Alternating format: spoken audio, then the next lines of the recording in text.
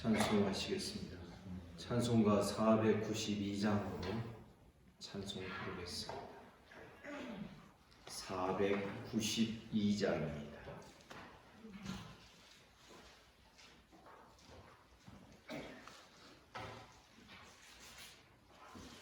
잠시 세상에 내가 살면서 항상 찬송 부르다가 날이 저물어라 하시며 영광 중에 나가리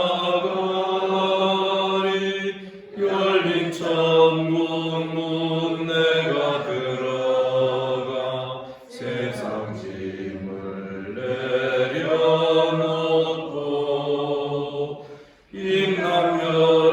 임남멸류관 받아 쓰고서 주와 함께 길이 살리 눈물 골짜기 더듬으면서 나의 갈 길 다간 후에 주의 품 안에 내가 안기어 영원토록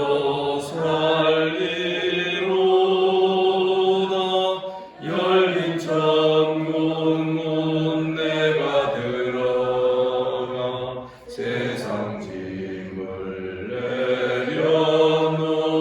내려놓고 빛난 멸류관 받아 쓰고서 주와 함께 길이 살리 나의 가는 길 멀고 험하며 산은 높고 고른 깊고 고난 나의 몸 쉴 곳 없어도 복된 날이 밝아오리 열린 천국 문 내가 들어가 세상 짐을 내려놓고 임남멸류관 받아 쓰고서 주와 함께 길이 살리 한숨 가시고 죽음 없는 날 사모하며 기다리니 내가 그리던 주를 배울 때 나의 기쁨 넘치리라 열린 천국 문 내가 들어가 세상 짐을 내려놓고 빛난 멸류관 받아 쓰고서 주와 함께 길이 살리.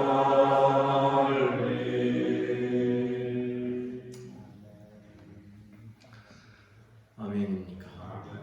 우리 주님께서 이 아침에 우리를 이 자리로 불러주신 줄을 믿습니다.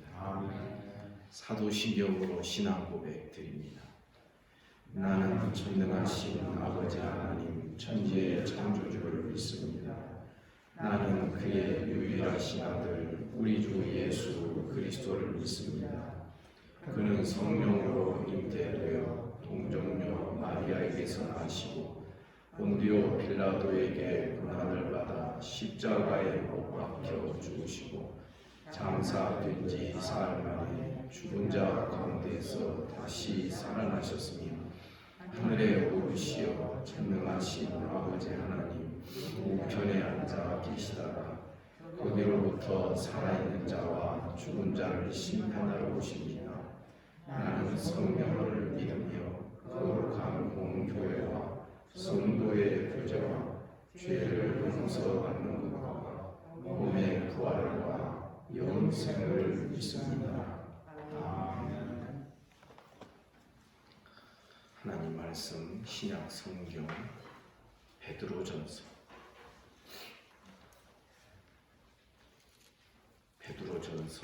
1장 1절부터 12절까지 377쪽입니다.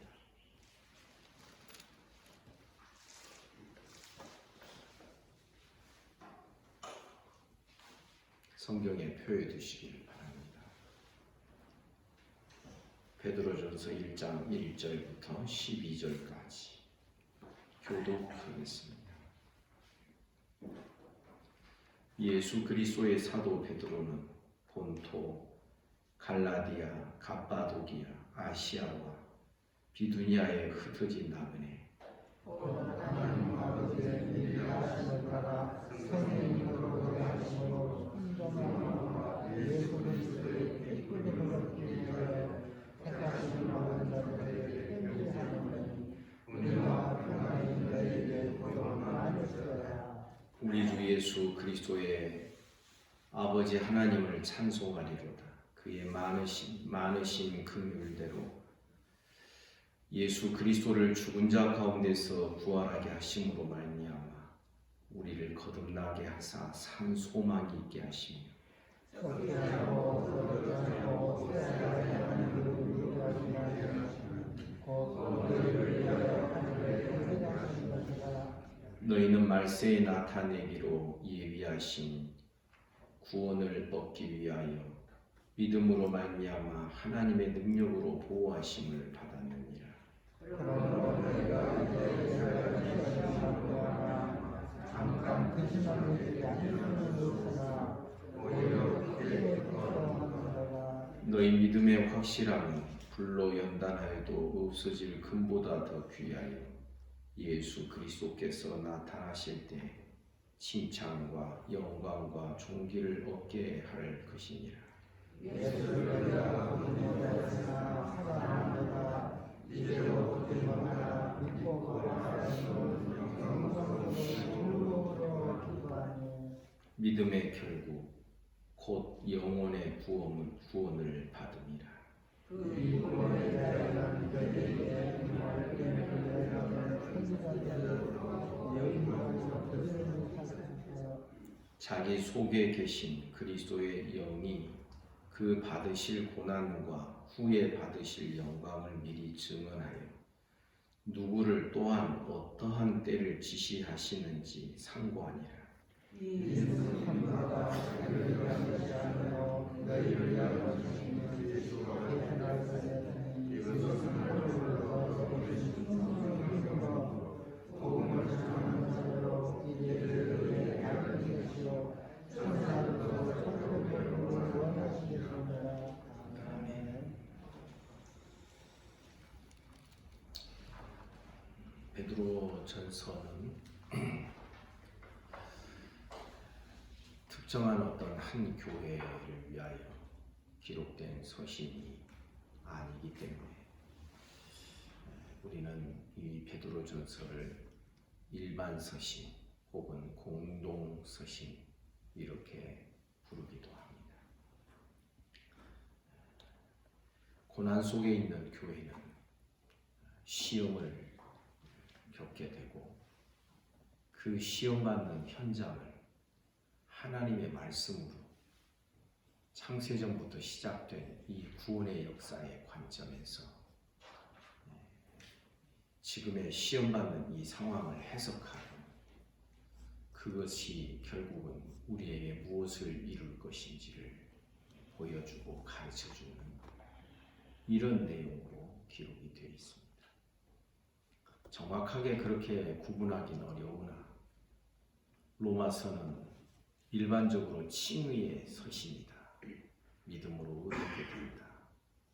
우리의 구원의 시작점들 이런 것을 이야기하는 칭의의 서신이다 라고 말한다면 이 베드로전서나 일반 서신, 공동 서신들은 성화의 서신이다. 이렇게 부르기도 합니다.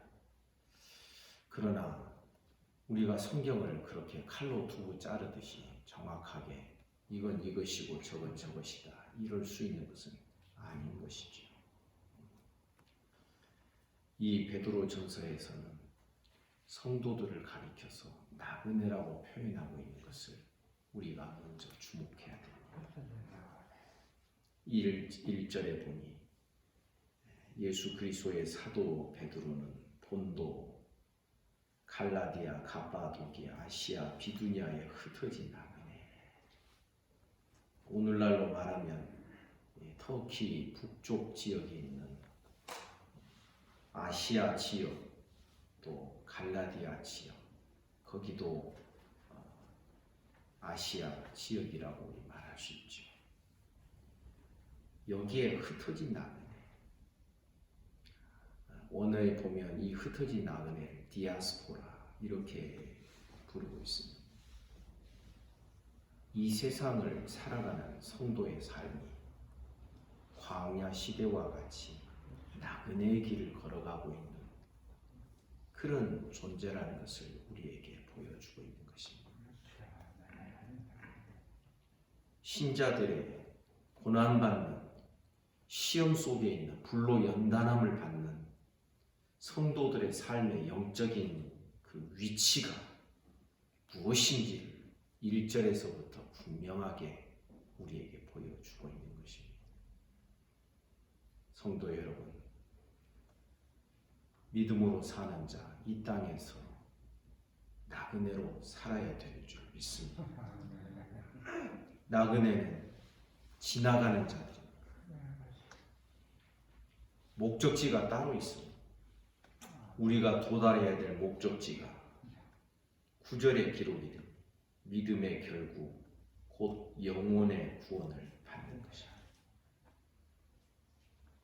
썩지 않고 쇠하지 아니하고 4절에 보니 그런 말씀이 나옵니다. 썩지 않고 더럽지 않고 쇠하지 아니하는 유업을 이을 때 믿음의 결국이라는 것은 믿음의 완성을 말합니다. 믿음의 종결을 말하는 것입니다. 믿음으로 살아가느라고 시험받고 고난받고 믿음의 불로 연단함을 받는 이런 모든 과정의 마지막 종착지가 무엇이고 어디인지를 우리에게 보여주고 있는 것입니다. 사랑하는 성도 여러분, 이 땅에서 우리는 나그네요 거류민인 줄 믿습니다. 여기 정착하는 곳이 아닙니다. 많은 성도들의 삶에 문제가 생긴다면 그것은 자기도 모르는 사이에 내가 이 땅에서 여기에 지금 정착하며 살고 있고 믿음 생활은 하나의 보조적인 수단이 되고 이런 중심에 어떤 문제가 있습니다. 그러면 반드시 이 정착민에게 생겨나는 여러 가지 문제점들이 우리들의 신앙생활에 끼어들게 되는 것입니다. 우리는 디아스포라, 흩어진 나그네들인 줄 믿습니다. 그 나그네의 삶이 어디서부터 어떻게 시작이 됐는가? 무엇을 위하여 이 나그네의 길이 시작이 되었는지 2절에 보니 이렇게 말씀이 나옵니다. 곧 하나님 아버지의 미리 아심을 따라. 아멘입니까? 언제부터 미리 아셨습니까? 창세전부터 우리를 미리 아신 줄을 믿습니다. 그래서 우리의 시작이, 우리의 삶의 시작이 지금 여기서부터가 아니라 저기서부터 시작된 우리들의 삶의 문맥을, 그러한 흐름을 우리에게 가르쳐 주고 있는 것입니다. 하나님 아버지의 미리 아심을 따라 성령의 거룩하게 하심으로. 아멘입니까? 하나님 아버지와 성령의 역사가 있습니다. 성령의 거룩하게 하심으로 순종함과 예수 그리스도의 피뿌림을 얻기 위하여 성령으로 말미암아 우리가 순종에 이르고 예수 그리스도의 핏부림으로 말미암아 우리가 성령으로 거룩하게 되어지는 이러한 택하심을 받은 자들에게 편지한다. 그래서 여러분, 우리 기억해야 됩니다. 우리는 몇십 년 살아가는 이 인생의 기간이 우리의 삶의 중심이 아니라는 것을 아셔야 돼요. 나중에 전도서의 말씀을 마무리할 때도 제가 그렇게 말씀드리겠습니다. 지금의 삶이 중심이 되어 있으면 절대 인생의 의미를 깨달을 수가 없습니다. 지금을 뛰어넘어서 창세 전부터 나를 봐야 돼요. 여러분 믿습니까? 그래서 성경이 곧잘 우리에게 가르쳐주는 바울 서신이나 다른 서신에서 우리에게 말씀하고 있는 것, 창세 전에 우리를 택하셨고 우리를 미리 아셨고 거기에서부터 우리들의 삶이 시작되었다라고 하는 이 사실에 우리가 무릎을 치며 감격하며 감사하며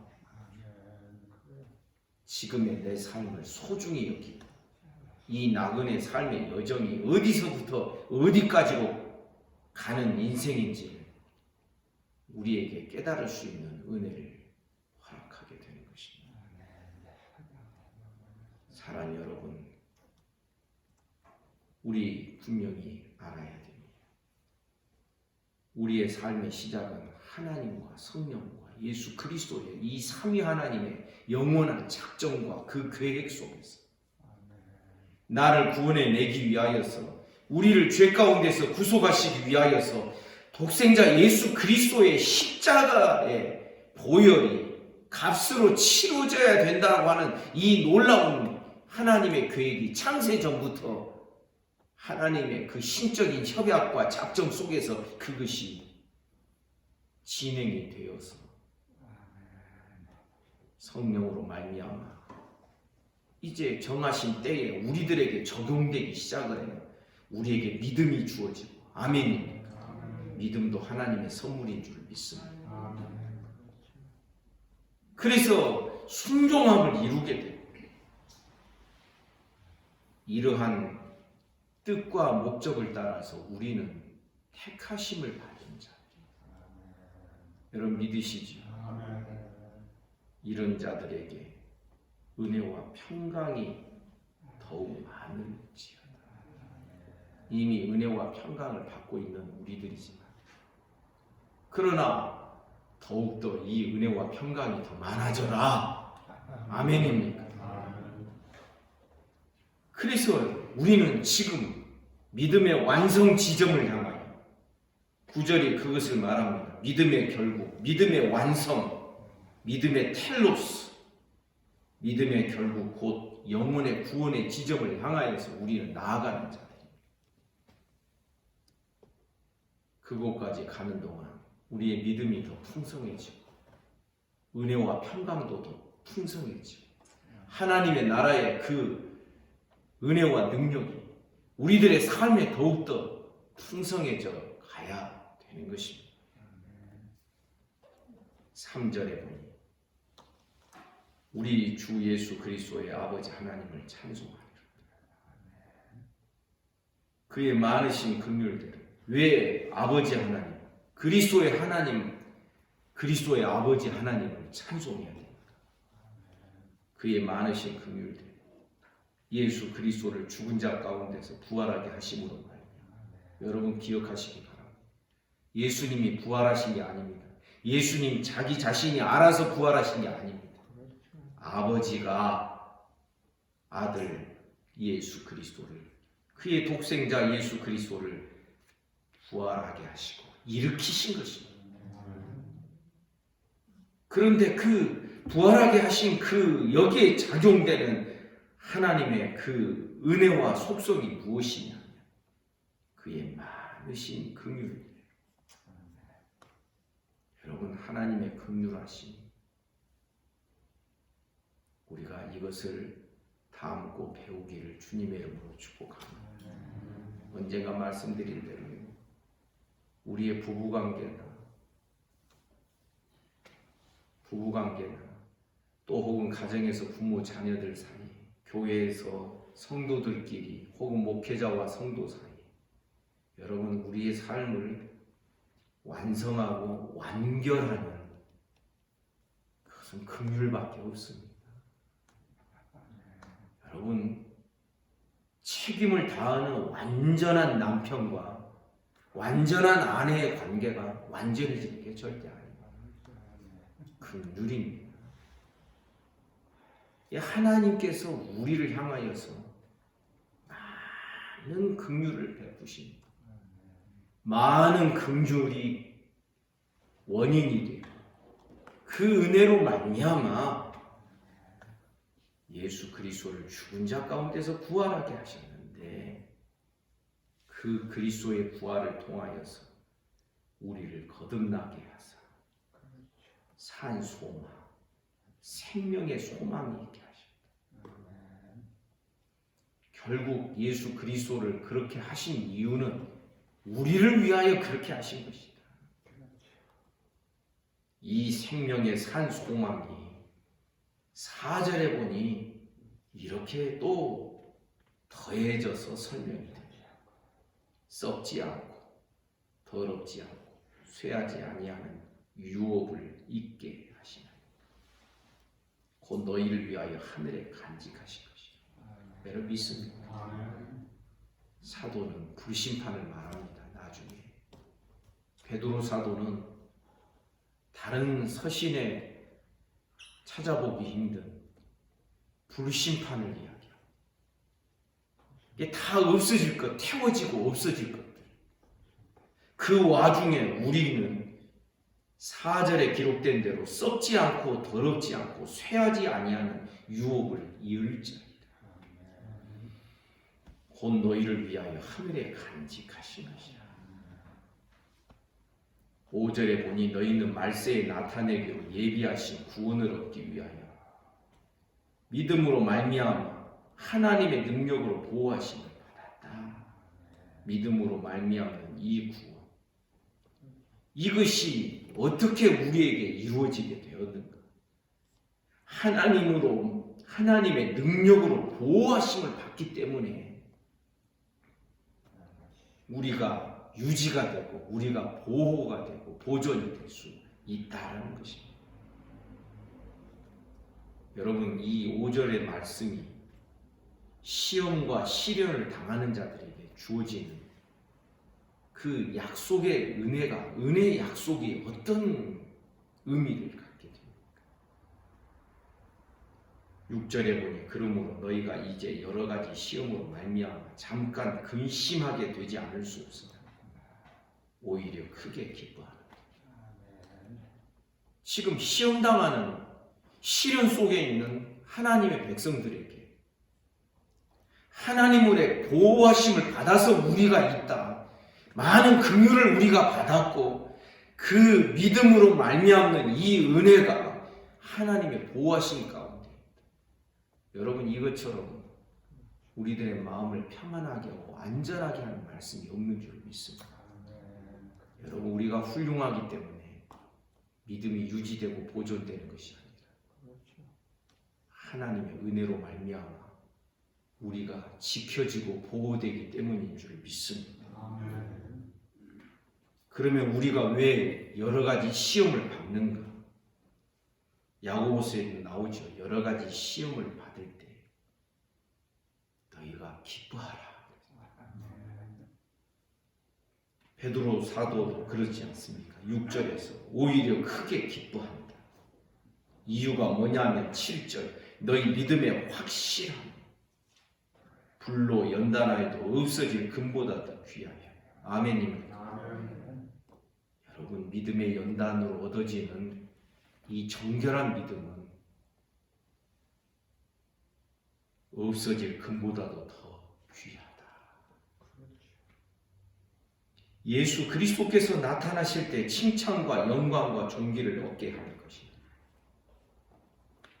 이 예수를 8절에 보니 너희가 보지 못하였으나 사랑하는도다.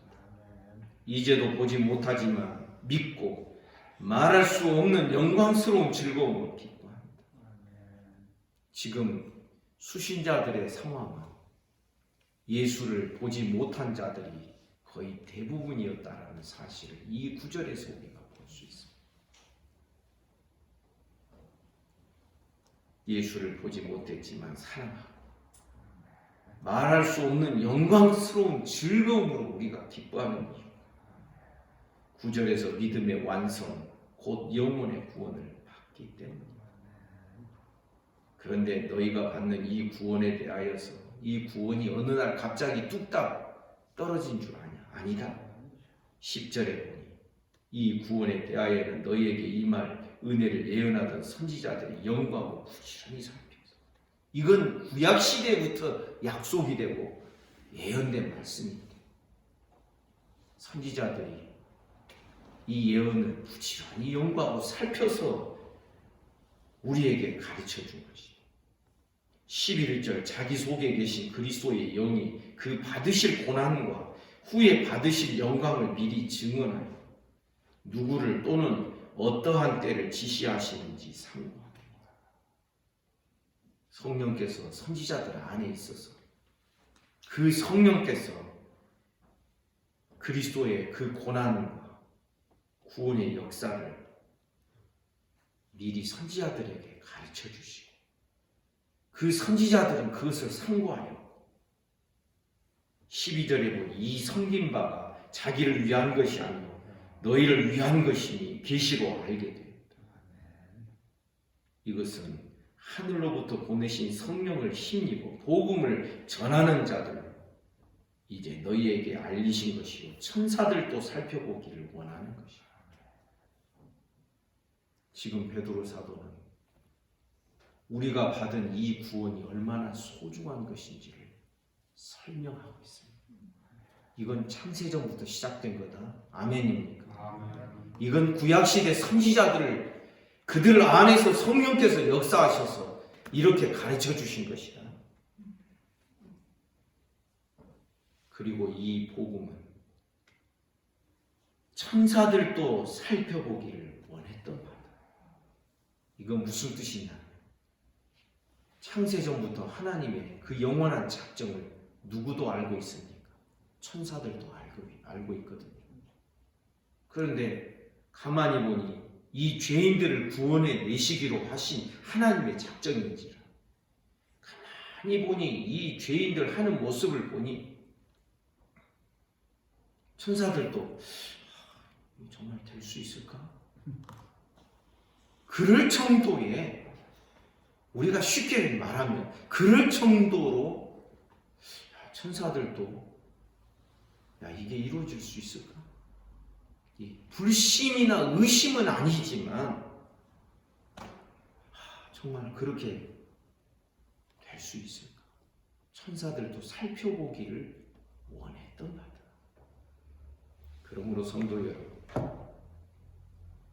지금 나에게 주어진 이 은혜의 가치, 이 믿음의 가치, 이 생명에 대한 소망의 가치, 하늘의 기업에 대한 약속의 가치, 이 가치를 크게 깨달으며 소중히 여기는 우리 모두가 되기를 주님의 이름으로 축복합니다. 지금 베드로 사도는 고난과 환난 속에 있는 시련 속에 있는 하나님의 백성들, 지금 그 시련이 크게 보이냐?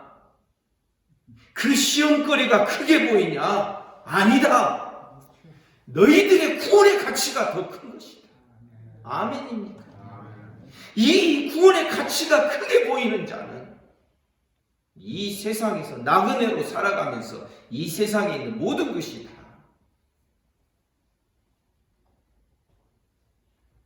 값어치 없게 여겨지게 되고 지나가는 것으로 여겨지게 되고 이런 은혜가 있게 되기 때문에 그런 것입니다. 시험 속에 있는 자들에게 너 참아야지, 인내해야지 이렇게만 말하는 것이 아니라 성도들이 가지고 있는 지금의 이 구원의 가치가 얼마나 굉장한 것인지를 그것부터 우리에게 설명해 내고 있는 것입니다. 성도 여러분, 다시 저는 히브리서 2장의 말씀을 떠올리게 돼요. 우리의 구원을 어떤 구원이라고 말한다고? 그냥 큰 구원 이렇게도 하지 마시고 큰 구원. 구원의 가치를 지금 나에게 주어진 이 은혜의 가치를 창세 전부터 시작하여 저 마지막 완성 지점까지를 딱 이어가면서 야, 내가 지금 가지고 있는 내게 주어진 이 은혜가 이런 흐름이었구나. 이 구원의 가치를 크고 소중하게 여기고 깨닫게 될 때 지금 내가 겪을 수 있는 시련과 시험들, 유혹들 우리는 그것을 넉넉히 이겨낼 수 있을 줄 믿습니다. 사도는 그것을 우리에게 보여주고자 하는 것입니다. 우리 믿는 자들에게 여러 가지 시험이 있습니다. 6절에 기록되어 있죠. 여러 가지 시험. 마지막 완성에 이르기까지 우리는 여러 가지 시험을 겪습니다. 때로는 아픕니다. 때로는 슬픕니다. 때로는 좌절과 낙심이 될 수도 있습니다. 때로는 이 모든 것을 다 그만두고 싶을 때도 있을지 모릅니다. 그러나 지금이 큰 것이 아니라 이 시험이 큰 것이 아니라 구원이 우리에게 주어진 이 은혜의 구원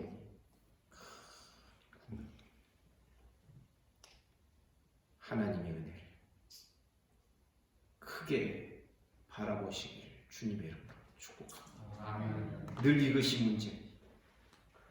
누가 힘이 있어서 시련과 시험을 이겨낼 수 있겠습니까? 지금의 나에게 주어지는 이 구원의 가치가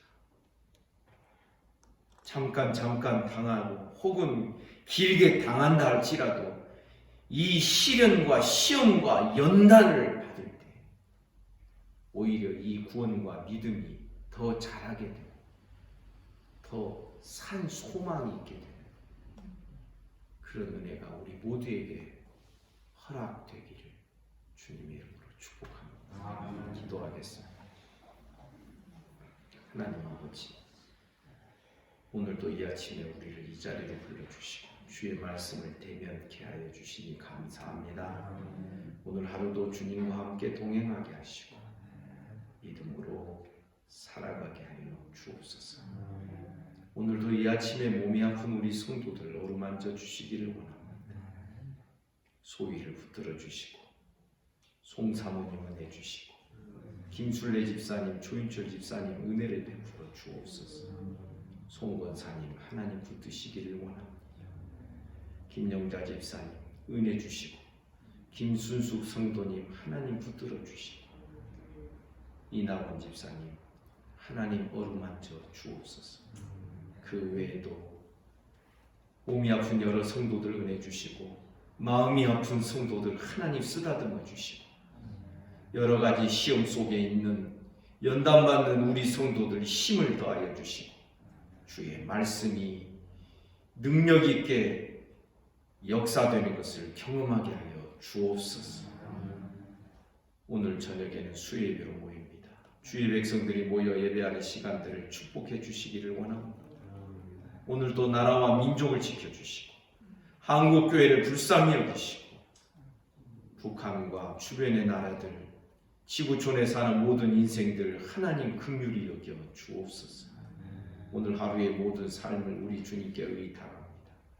악한 마귀 틈타지 못하게 하시고 십자가 붙들며 나 자신과 싸우며 내 안에 시험거리를 이겨낼 수 있는 우리 모든 성도들 되게 하여 주옵소서. 오늘 하루의 모든 삶을 우리 주님께 의탁하고 예수님 이름으로 기도하옵나이다. 아멘. 말씀 묵상하시겠습니다.